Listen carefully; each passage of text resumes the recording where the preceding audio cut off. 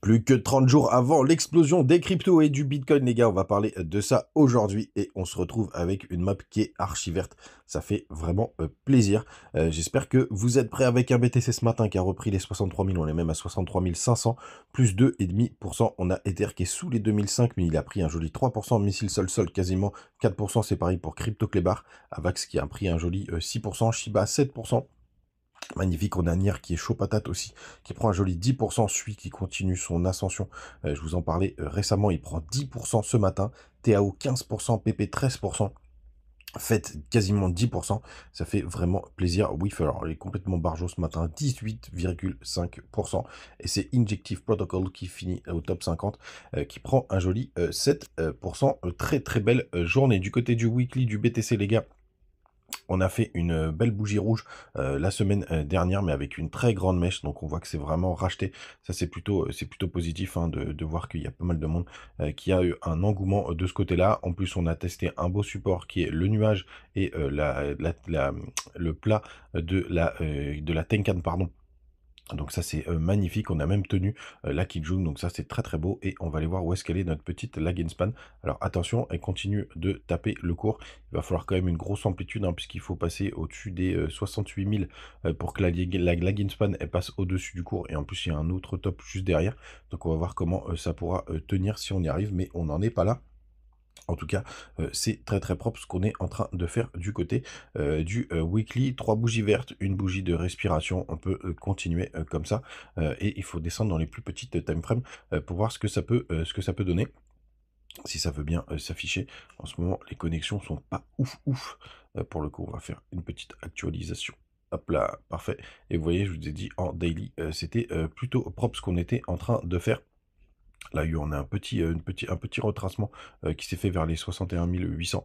Et puis derrière, ça continue de pousser. Donc, très très beau pour l'instant. Je ne vois aucun signal de top. C'est même plutôt propre puisque regardez, du côté d'Ishimoku, on est repassé au-dessus du nuage. Vous voyez, hop, on a clôturé dans le nuage. Alors, c'est du 4 heures, ça marche moins bien. Mais en daily, hop, on est comme en daily. Bah super, on a repris la Tenkan, donc on est bien repassé boule en daily avec front run, juste le petit support qui était juste là quand on avait fait la petite correction sous les 60 000 dollars, comme je vous disais dans un tweet.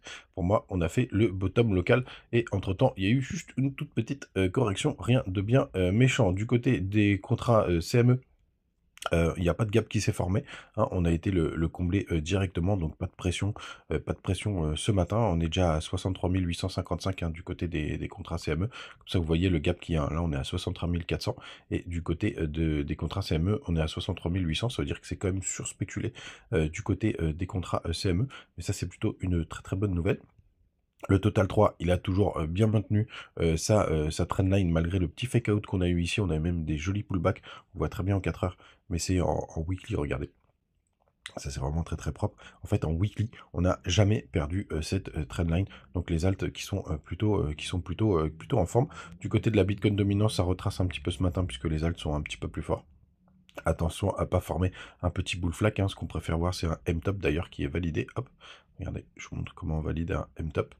Hop, ici on a fait un plus haut, ensuite on refait un plus haut, mais qui n'est pas plus haut que le précédent, et on vient casser la structure de la neckline. Alors idéalement, faudrait que la bougie d'aujourd'hui, elle clôture sous les hop 58% grosso modo pour former un joli petit M de cette façon, et ce serait quelque chose d'assez bearish.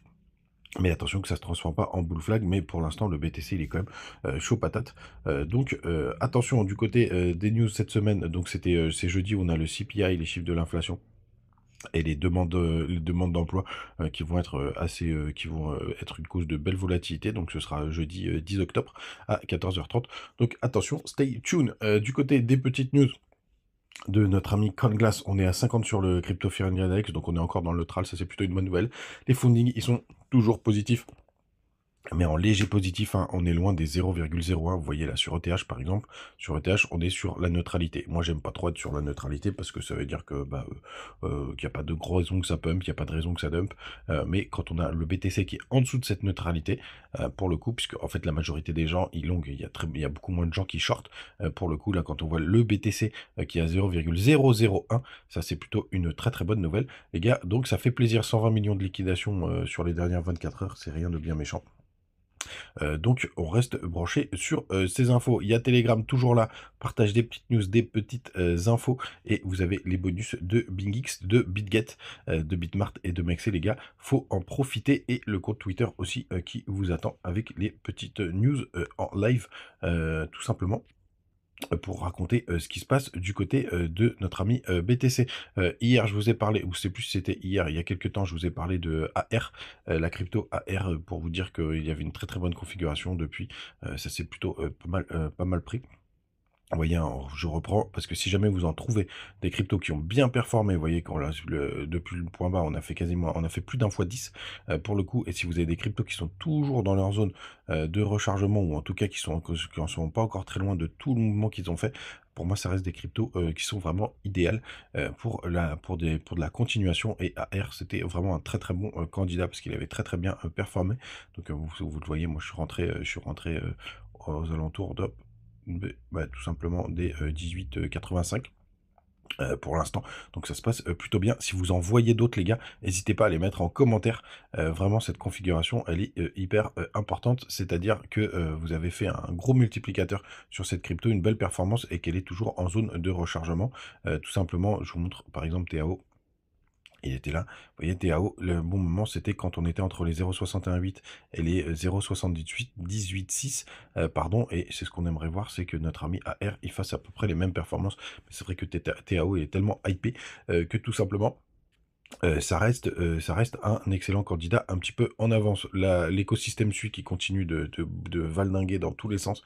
C'est vraiment topissime ce qu'il est en train de nous faire. Voilà, vous voyez, Hippo, FUD, etc. Bon, je suis toujours pas rentré sur FUD, hein, parce qu'il y a pas du tout de retracement, mais c'est plutôt pas mal. Et chez mon ami Sweep, une de mes cryptos préférées, qui continue de pousser là, le launchpad du côté de Sui. Ça fait vraiment plaisir. N'oubliez pas, vous avez toujours la petite astuce pour regarder avec le market cap, pour voir si c'est abusif. Mais bon, là, il y a 70% des tokens en circulation. Je pense que enfin, c'est pas tard, parce que moi, je m'attends à des très très grosses performances sur celui-là. Ouais, sur celui-là, je vise bien le x100, pour le coup, depuis mon point d'entrée. Mais vraiment, cet écosystème, il est topissime. Je suis même en train de voir là pour rentrer les portefeuilles justement dessus, pour voir comment surfer là-dessus. Là, il y a Swib aussi là qui explose. Le problème, c'est que c'est assez complexe. Enfin, c'est le même système que Solana pour le coup.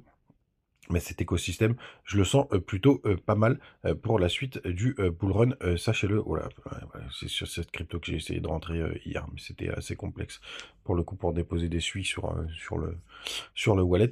Mais sachez que je le regarde de très très près. Donc moins de 30 jours, mais qu'est-ce qu'il y a dans 30 jours? Tout simplement, on va avoir les élections américaines, et là, il faudra bien voir pour le coup si c'est un sell the news ou pas. Si on a bien pump avant, je m'attends bien à un bon sell the news, que ce soit Trump ou Kamala.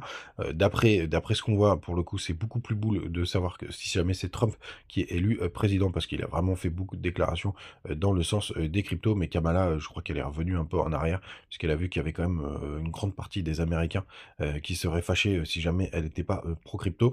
Donc pour l'instant, dans les deux cas, ça semblerait être boule, un peu plus si c'était Donald Trump. Et si on a bien pump avant, attention les gars, je ne serais pas surpris d'un sell the news. C'est dans moins de 30 jours en fait, puisque c'est le 5 novembre. Donc on va regarder ça de très très près, bien entendu. Les gars, restez branchés, passez une très très bonne semaine, mais comme d'hab, on se retrouve tous les matins. Ciao!